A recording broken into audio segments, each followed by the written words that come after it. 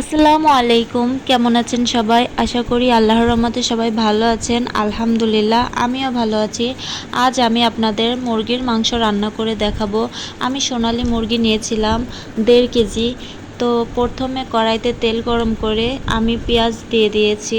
পেঁয়াজ দিয়েছি প্রায় আমার হাতে 2 মুঠ, মনে করেন 1 কাপের বেশি। তারপর পেঁয়াজটা বেরেস্তা করে নেব। বেরেস্তা করার মাঝে এখন হচ্ছে আদা বাটা দিয়ে দিয়েছি 2 টেবিল চামচ। তারপরে রসুন বাটা দেব। রসুন বাটা দিয়েছিলাম 3 টেবিল চামচ। আমার মুরগির মাংস হচ্ছে 1.5 কেজি, এর জন্য পরিমাণটাও আমি বলে দিচ্ছি। একে একে মশলাগুলো দিয়ে দেব। তার মধ্যে আমি পেঁয়াজ রসুন আর আদাটা একটুখানি কষিয়ে নিব। নেওয়ার পর জিরা গরম মশলা একসাথে বেটে রেখেছিলাম, সেটাই দিয়ে দিয়েছি।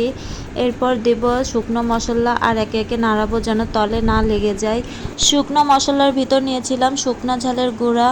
তো বাটা আমি মশলা ব্যবহার করিনি, শুকনা ঝালের গুঁড়া ব্যবহার করেছি। আমার 3 টেবিল চামচ লেগেছিল 1.5 কেজি মাংসের। আর 1.5 টেবিল চামচ হচ্ছে হলুদের গুঁড়া। আপনাদের স্বাদ মতন লবণটা দিতে পারেন। আমার এখানে লেগেছিল 1.5 টেবিল চামচেরও একটু বেশি, কারণ আমি অনেক আলু দিয়ে রান্না করেছিলাম, প্রায় ঝোল ঝোল।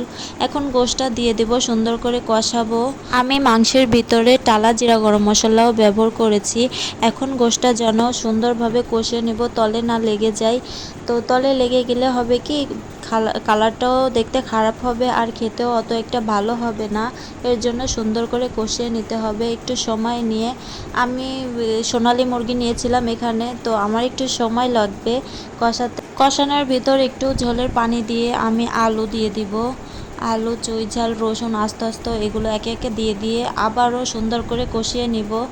আর আলু যদি আমি এখন না দিই তাহলে হচ্ছে আলুটা সিদ্ধ হবে না, কারণ মুরগিটা অনেকটাই সিদ্ধ হয়ে গিয়েছে। এই যে পানি দিয়ে আরও কিছুক্ষণ কষিয়ে নিব আলুর সাথে।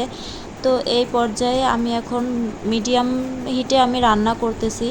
তারপর কষানো হয়ে গেলে ঝোলের পানি দিয়ে দিব। ঝোলের পানিটা যতক্ষণ না শুকায়, আমার পরিমাণ মতো ঝোল না আসে ততক্ষণ জ্বালিয়ে নিব।